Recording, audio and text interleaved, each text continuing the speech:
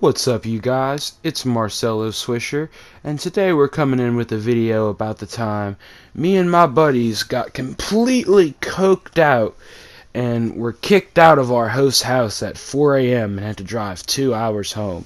So be sure you guys comment, thumbs up, subscribe, check out my other videos. If you have any suggestions for content, please leave it in the comments or shoot me a message. And without further ado, let's get right into today's video.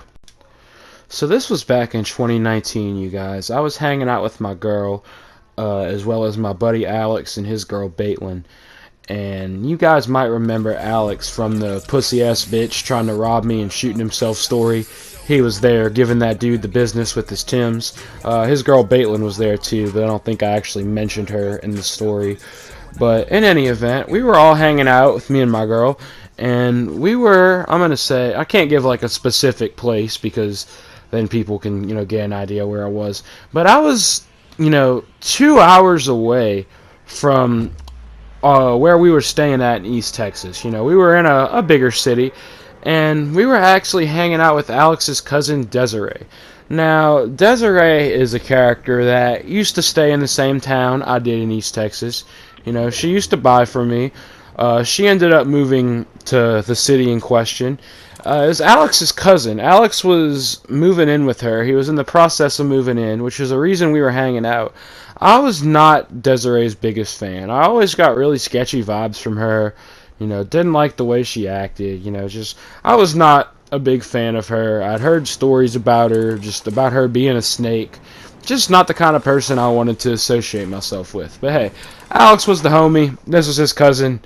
I was trying to give her the benefit of the doubt. So we're all hanging around in Desiree's apartment, and we all decide that we want to do some coke. Desiree says, hey, I know somebody that I can get it from.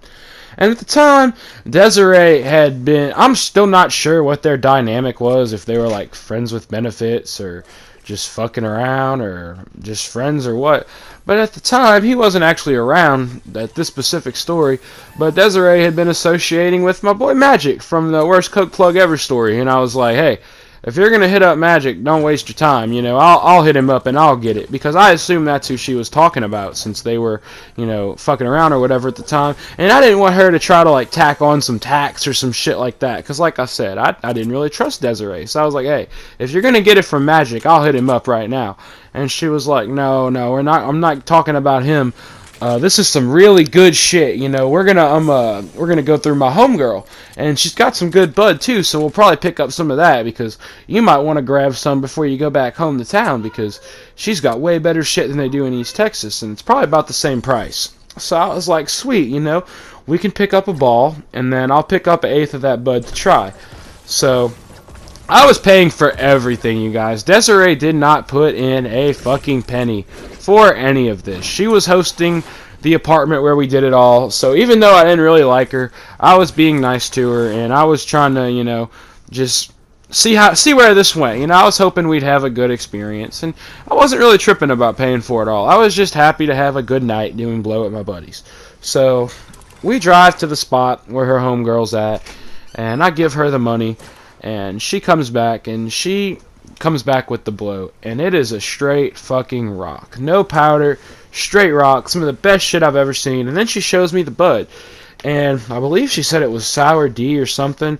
I forget the scientific term for it, but whatever the red hairs are on the bud, fucking beautiful. Beautiful, vivid red, fucking covered in trichomes. Some of the best bud I've ever fucking had. I was like, okay, get the price on some bulk, and we'll get to talking. We'll hit her up tomorrow before I go back to town.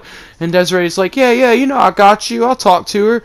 So we fucking get back to her apartment, and Desiree's like, yeah, I'm just waiting on that girl to let me know the price on the weed. Let's roll up and start busting out some lines. So I bust out everybody some lines. I have Desiree roll us up a blunt. Like I said, the weed fucking smacks. We smoke a blunt first. A lot of people don't like to do coke and smoke weed because they're like, oh, that kills it.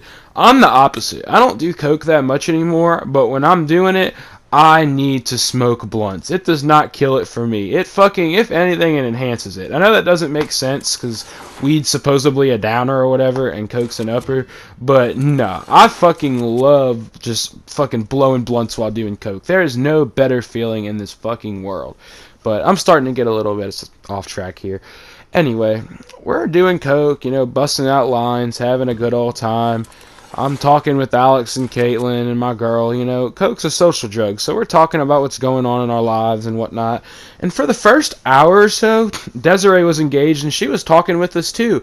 And I was actually starting to warm up to her a little bit. I was like, maybe I misjudged this girl. Maybe what everybody's been telling me is bullshit. Maybe my vibes have been off. Maybe she's actually pretty cool, because she was being pretty cool. And then we get to the point where we're on our last line. And I make a comment about it. I'm like, yeah, we're about to do the last line. So everybody, who wants more, this is probably the last line. So everybody comes get their last line. And it's about 4 a.m. at this point. Not even 5 minutes after this bitch has done all my coke. She comes in, she hits the last line. She goes back in the living room. The last, hour before she flipped out on us, she had just been off to herself and she'd left us and just gone in the living room, and I didn't think anything of it. I'm like, she's on coke. Some people, when they get on coke, they like to be to themselves. Some people are social like me. Some people like to be to themselves. I figured maybe she just wants some privacy.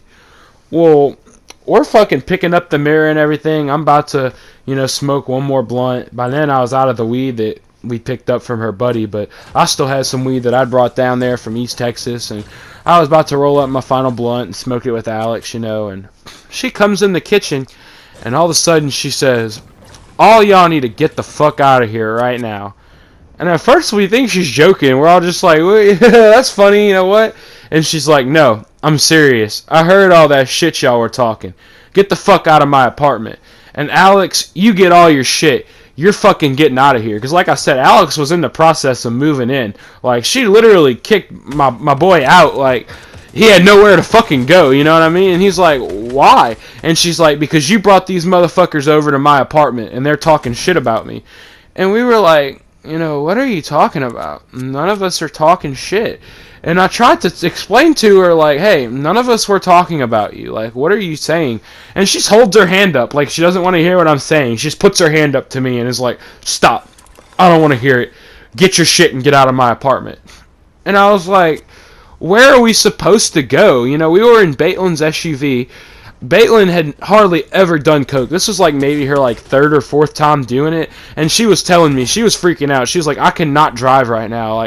She can't kick us out. I can't drive. And I have a little bit more experience on it, so I can drive. But driving a fucking land yacht while coked out 2 hours home on the highway was definite, at 4 a.m. no less, when fucking sunlight's coming up, was definitely not, in my plans. It was not on my fucking agenda. So I'm still trying to salvage this situation and, talk to Desiree and see, what she thinks she heard, so maybe we can straighten this whole deal out.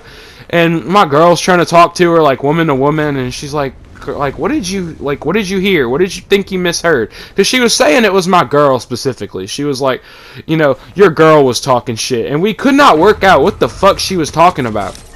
So finally she's like, I don't want to hear it. Y'all all need to get the fuck out or I'm calling the police. And I was like, okay, where are we supposed to go? And she said, I don't give a fuck where you go. You just need to leave here.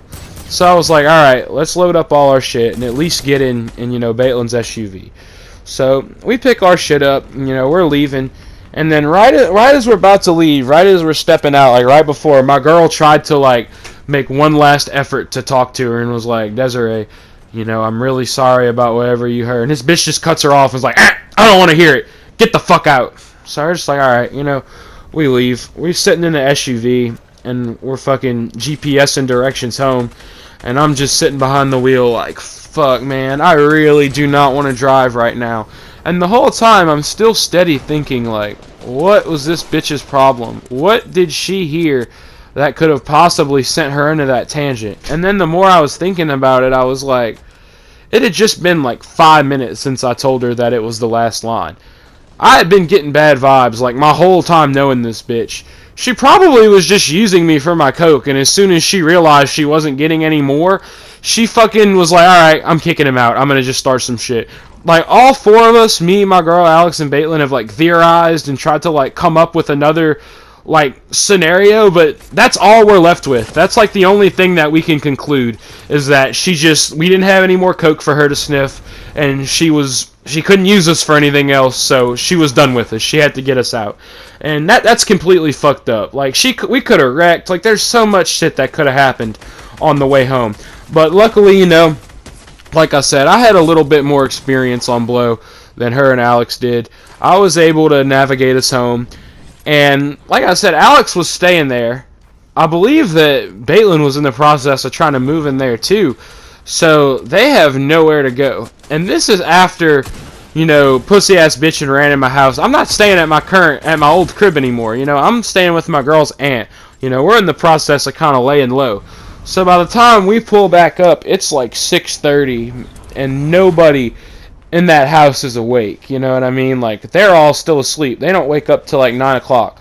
So we finally drive 2 hours home, and now we're stuck just waiting in the driveway for somebody to wake up, you know what I mean? Because we don't want to knock on the door and wake them up. And I remember Alex even had his dog, bro. His fucking pit bull. He had to get his dog, because this bitch literally, like, would not let his dog stay there. Like, that's how fucking petty.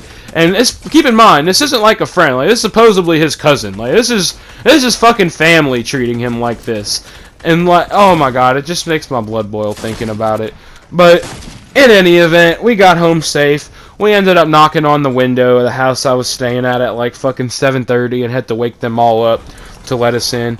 I'm just so glad that we all got home safe. But hey, Desiree, if you're listening to this, fuck you, bitch. I hope you enjoyed sniffing up on my coke that night, you fucking whore. But, alright, guys, you know, thumbs up this video, comment, subscribe, tell me what y'all think, and peace.